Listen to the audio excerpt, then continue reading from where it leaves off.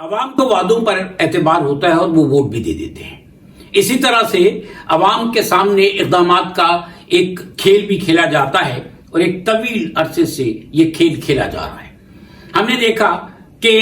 جب الیکشن ہوئے تو ہر سیاسی جماعت نے عوام سے یہ وعدہ کیا کہ بجلی اور پیٹرول کی قیمتیں کم کر دی جائیں گی۔ خاص کر اس وقت صورتحال ملک میں یہ ہے کہ لوگوں کی تنخواہوں سے زیادہ ان کے گھروں میں بجلی کے بل آ رہے ہیں۔ اس پر ہم نے اس سے پہلے بھی کئی ویڈیوز بنائی ہیں، کئی دفعہ اپنا دکھڑا رویا ہے، لیکن دیکھنے میں یہ آیا کہ ملک بھر میں لوگ اس حوالے سے گفتگو کر رہے ہیں، احتجاج کر رہے ہیں، فریادیں کر رہے ہیں، لیکن اس کا رزلٹ یہ ہے کہ چاہے جون ہو، جولائی ہو یا اگست ہو یا اس سے پہلے کے مہینے ہوں، ہر مہینے بجلی کی قیمتوں میں اضافہ کیا جا رہا ہے۔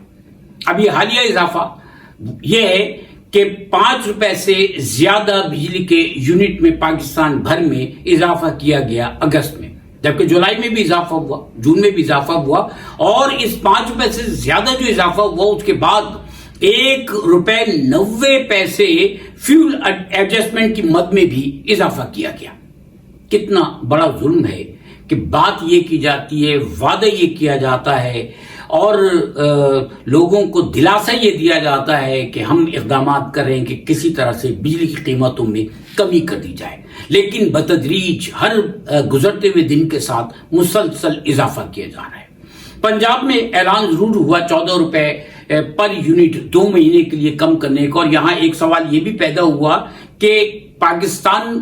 کہ لوگ یعنی پاکستان کے شہری کیا صرف پنجاب میں رہتے ہیں؟ اس طرح کے اقدامات باقی ملک کے جو صوبوں میں رہنے والے شہری ہیں ان کے ذہنوں میں بہت سارے سوالات پیدا کر دیتے ہیں کہ کیا اس وقت صاحب اقتدار لوگ جن کا تعلق صوبہ پنجاب سے ہے وہ ہمیشہ کی طرح کیا صرف پنجاب میں ہی وہ تمام سہولیات فراہم کریں گے؟ گو کہ یہ سہولت نہیں ہے کہ آپ نے بجلی کی قیمتوں میں اضافہ کیا اور اس کے بعد یہ کہا کہ یہ اضافہ 2 مہینے تک ہم نہیں مانگیں گے۔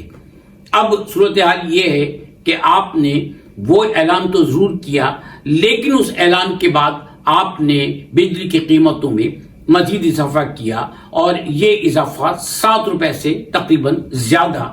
یہ جو اگست کا مہینہ ہے اس میں پاکستان بھر کے صارفین کو بھگتنا پڑے گا۔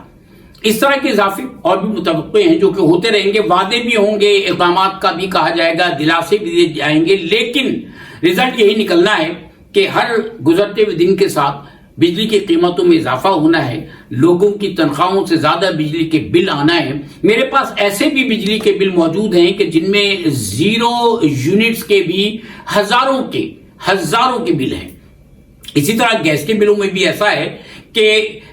جب کچھ بلوں کے حوالے سے استفسار کیا گیا تو بتایا گیا کہ 1400 روپے جو ہے وہ آپ گیس استعمال کریں یا نہ کریں، لیکن یہ آپ کا بل ضرور آئے گا۔ یہ بھی بتایا گیا کہ 8000 روپیہ جو ہے وہ کوئی گیس چارجز کا جو ہے وہ آپ سے ایک ایسا پیمنٹ لیا جا رہا ہے 8000 روپے کا جو 2000 روپے کر کے ہر مہینے آپ کو چکانا ہے۔ یہ کون سی ادائیگیاں ہیں، کون سی وصولیابیاں ہیں جو اس قوم سے کی جا رہی ہیں؟ لگتا یہ ہے کہ ایک آسان طریقہ لوگوں سے پیسہ نکلوانے کا یہی سمجھ میں آیا ہے کہ لوگوں کو بجلی کے بل، گیس کے بل بھیجتے رہیے کیونکہ یہ ان کی مجبوری ہے۔ اب جو دنیا میں ترقی ہوئی ہے، جو اپلائنسز استعمال کیے جاتے ہیں وہ تمام ایسے ہیں جو بجلی سے استعمال ہوتے ہیں، اور لوگ اب بجلی کے لیے محتاج ہو گئے ہیں۔ تو یہ کوشش کی جاتی ہے کہ اب اس طریقے سے، کیونکہ ایک بڑی کمزوری ہے، لوگوں سے پیسہ نکلوا لیا جائے چاہے وہ کسی حال میں پہنچیں۔ لوگوں کے پاس گھروں کا کرایہ دینے کے لیے پیسے نہیں ہیں، جتنی تنخواہیں ہیں اس سے زیادہ بل ان کے ہاتھوں میں تھما دیے گئے ہیں، وہ گھروں کا سامان بیچ چکے ہیں، ان کو بچوں کی فیسیں ادا کرنے کے لیے پیسے جو ہیں وہ دستیاب نہیں ہیں، گھروں میں راشن نہیں ڈال سکتے، لوگ خودکشیاں کر رہے ہیں، لوگ مجبور ہیں کسی کے سامنے ہاتھ پھیلا رہے ہیں۔ اب صورتحال یہ ہے کہ سفید پوش لوگ جو بجلی کے بل ادا نہیں کر سکتے، ان کے لیے پاکستان کے خیراتی اداروں نے اسکیمیں شروع کر دی ہیں کہ اگر آپ بل ادا نہیں کر سکتے تو آپ کا 50% بل آپ ہم سے رابطہ کریں، ہم ادا کر دیں گے۔ آپ پاکستانی قوم کو اپنی عیش و عشرت کے لیے، اپنے مقاصد کے لیے فقیر، بھکاری، گداگر بنانا چاہتے ہیں کہ اب لوگ امداد حاصل کر کے بجلی کے بل ادا کریں گے۔ آپ روزگار نہیں دیتے، اس طریقے سے کہ جس طرح ملنا چاہیے. پاکستان میں امپلیمنٹیشن نہیں ہوتا, جو 35 اور 37 ہزار روپے کم سے کم اجرت رکھی گئی ہے, لیکن اس کے باوجود آپ بجلی کے بل اس سے زیادہ بھیج دیتے ہیں. بجلی کے ساتھ آپ گیس کے بل, یوٹیلیٹی کے بل, جو میونسپلٹی کے بل ہیں وہ بھیج دیتے ہیں, اور بھی بہت ساری بل ہیں, اور لوگ بل ادا کر کر کے اب اتنے پریشان ہو گئے ہیں کہ ان کے اندر لاوے پک رہے ہیں. یہاں اگر بجلی کے پر یونٹ کی بات کی جائے تو وہ تو ایک طرف ہے, اور حکومت اس حوالے سے بہت ساری توضیحات اور توجیحات بھی بیان کرتی ہے, لیکن جو سب سے اہم بات ہے وہ یہ ہے کہ یہ جو سلیبز رکھے گئے ہیں ان کا فائدہ کس کو ہے. ان سلیبز کا کوئی ایک ایسی لاجک بتا دی جائے غریبوں سے جو سلیبز وصول کیے جا رہے ہیں, کہ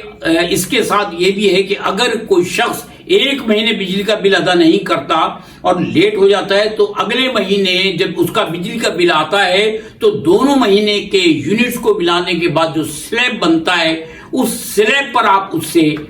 پیمنٹ لیتے ہیں, یعنی یونٹ کی قیمت کا تعین کرتے ہیں, اور پھر آئندہ 6 مہینے تک آپ اسی قیمت پر یونٹ جو ہے اس کی قیمت وصول کرتے ہیں صارفین سے. عجیب ظلم ہو رہا ہے, نہیں سمجھ میں آتا کہ کس طریقے سے عوام کو پھنسا لیا گیا ہے. یہ سلیب کا سسٹم خاص طور پہ ایسا ایک سسٹم ہے جس کی وجہ سے لوگ پریشان ہیں. حکومت نے بڑی عجیب صورتحال پیدا کر دی ہے کہ ایک پروٹیکٹڈ ہیں اور ایک نان پروٹیکٹڈ ہیں. میری سمجھ میں یہ نہیں آتا کہ کسی ملک میں رہنے والے شہری کیا حکومتوں کے ذریعے نان پروٹیکٹڈ بھی ہو سکتے ہیں, اور پاکستان کے جو شہری ہیں اس وقت واقعی وہ اپنے آپ کو نان پروٹیکٹڈ سمجھ رہے ہیں. اور دوسری ایک اور جو اہم ترین بات ہے وہ یہ ہے کہ وہ لوگ جو بجلی کے بلوں سے پریشان ہونے کے بعد سولر سسٹم کی طرف گئے, ان لوگوں کو بھی اس کے بعد آپ نے بجلی کی تقسیم کار کمپنیوں کے شکنجے میں جکڑا دیا, اور اس کے بعد انہیں بھی مجبور کیا کہ وہ ان کمپنیوں کے زیر تسلط سولر سسٹم کو بھی استعمال کریں. اس کا مطلب یہ ہے کہ آپ پاکستان کے شہریوں کو اس شکنجے سے, اس چنگل سے آزاد نہیں کرنا چاہتے, اور آپ ان کو نچوڑ لینا چاہتے ہیں. میں ایک دفعہ پھر یہ بات دہراؤں گا کہ طوفان آنے سے پہلے ہوا رک جاتی ہے, خاموشی چھا جاتی ہے. ہوا رکی ہوئی ہے اور خاموشی چھا گئی ہے. یہ کسی بہت بڑے طوفان کا پیش خیمہ ہے, لہذا ہمیں ابھی سے پیش بندی کر لینی چاہیے.